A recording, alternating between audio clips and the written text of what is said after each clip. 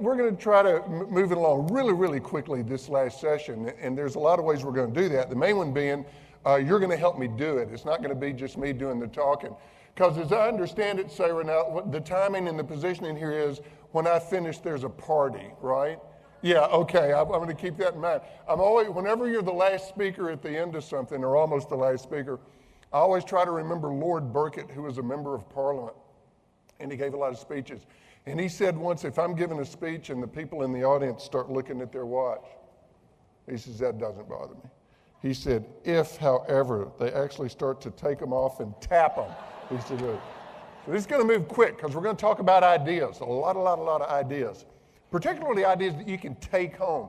I'm not much interested in theory. I'm interested in things that you can take back and put to work immediately that has some application. So let me start with this.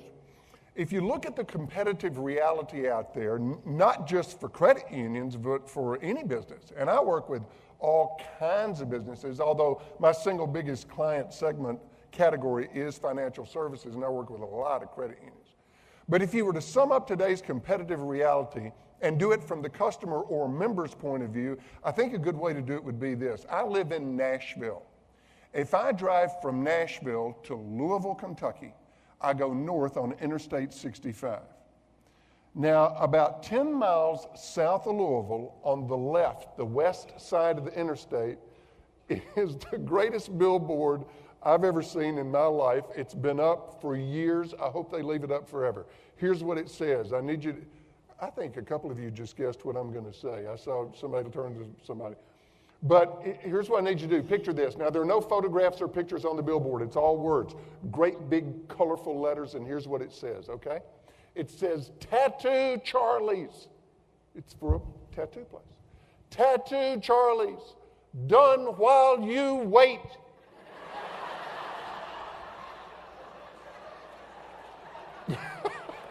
The first time I saw it, I'm about a half mile past it, I go, wait a minute. Of course it's done while you wait. They all tattoo parlors do it while you wait. What does that mean? Well, Tattoo Charlie's having fun, but here's the thing. When you look at and I don't mean just credit union members, I mean today's customer of anything, their attitude is pretty much that they live in a commodity world because they don't see a whole lot of difference between any of us. They don't see, this is a great resort hotel. You know how many great resort hotels there are in Phoenix and Scottsdale? A whole bunch of them. And so, how do you differentiate? And in financial services, of course, I'm not telling you anything you don't know. For a lot of you, I would guess that some of you would say this is your greatest competitive challenge. How in the world do you differentiate? When the products, now we'll get to the people part of it, because that's the saving grace. But from the product and the services that you sell standpoint, how do they tell the difference? It all looks the same. So how do you stay out of the commodity trap? And beyond that, how do you go from being a commodity to being a necessity?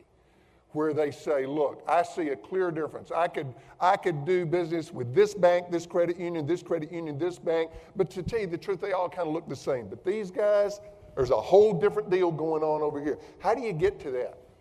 Now, you heard Scott mention some names of some books that I've written, and this is my 28th year with one job, and that one job is this. What works in business? What is it that great companies do to set themselves apart? And I don't know if you caught the title of that one book, Becoming a Category of One. And the idea is what I just illustrated, that all your competitors are over here and they are in a category, good for them. And there may be a leader in that category, good for them. But you want to create a category and you're the only one in it. When you may think to yourself, that sounds good, I'm not sure you can really achieve that. Well, we're going to look at some companies in just a few minutes that have achieved that. So we're going to look at some ideas on how to become that category of one in the interest of the member. We're going to look at a lot of different companies outside of financial services to get some ideas that you can take home. I've got a couple of guests that I brought with me by video, just little short videos. We're going to look at a couple of those. But the main thing is, I'm going to ask you to do this with me. This is not going to be a speech as much as it's going to be a conversation. So let me do a participation check here. You guys, I'm going to ask you to talk to each other every now and then, and I'm going to ask you to talk to me. You willing to play? You willing to play? Oh, good. Then we're going to have a good time. We're going to get some good ideas. The best idea you hear probably won't come from me. It'll probably be triggered by something the person sitting next to you says. So let's get started. I mentioned going from commodity to necessity. Well, to do that by definition involves change. So let me pose my first question to you. First of all, do you agree with me that everybody gets it? I mean, I can stand in front of any group of business people. There's nobody that will disagree that we live in a world of change, and of course we have to change just to keep up, much less to get ahead. Do you agree with me that on an intellectual level, everybody gets it, that we have to, wait a minute, you want a really good shot? You want like an action shot on 3? I mean, just, this will be cool. You ready? 1, 2, 3. All right. They'll say, boy, he was dynamic. Okay, do you all agree with me that intellectually everybody agrees, yes, we have to change? Does everybody agree with that? Yeah. Now, how many people down on a gut level really love to change? Not everybody. My favorite take on change, any of you fans of Dilbert, the cartoon Dilbert? I love Dilbert. There was a one-panel Dilbert cartoon. I think this sums up the way most people feel about change. It was a man and woman, obviously co-workers, and the man is saying to the woman, change is good. You go first. And I think that pretty well sums it up. But here's the deal. If you're going to talk about going from a commodity to a necessity, that kind of by definition involves the change that goes with innovation. And you cannot have innovation without risk. I love, love, love, love the theme, taking risk to succeed, because that's kind of what I'm all about. There's a really famous consultant and author, some of you may have heard of, you may have even had him at a function you've been to, Ram Charan. Have you ever heard of him? He's a consultant, yeah. I mean, the Fortune 500 CEOs bring him in and say, Ram, talk to us. What do we do? And he said he and I were working a meeting not too long ago together, and I heard him say to the group, and it was all CEOs, he said, your business model should be set up with innovation at the core of it.